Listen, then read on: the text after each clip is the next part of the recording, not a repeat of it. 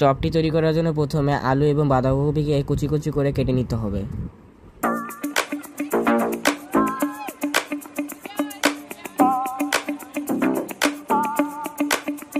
সবজিগুলোর ভিতরে পেঁয়াজ এবং কাঁচামরিচ কুচি, আদা বাটা, রসুন বাটা এবং জিরা বাটা দিয়ে নিতে হবে।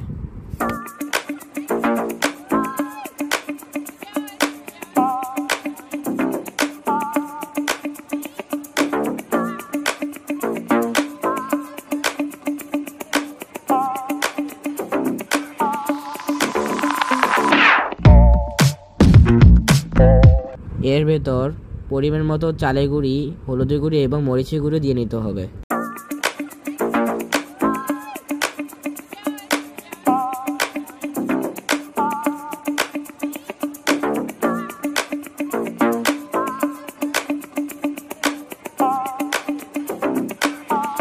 স্বাদ মতো লবণ, কর্নফ্লাওয়ার এবং একটি ম্যাগি মশলার প্যাকেট দিয়ে ভালো করে মিশিয়ে নিতে হবে।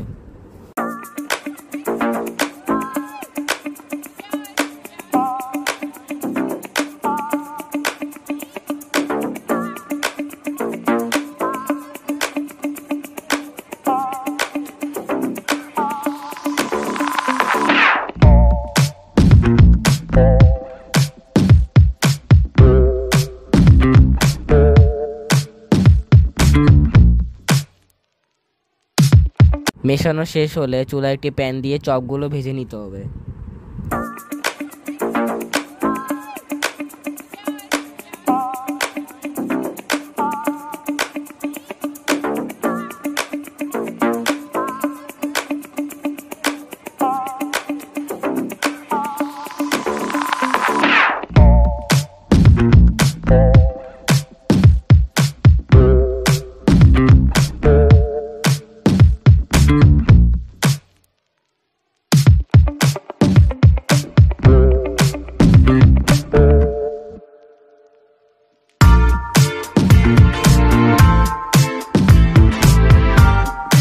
এই তো আমাদের টেস্টি চপ তৈরি হয়ে গেল।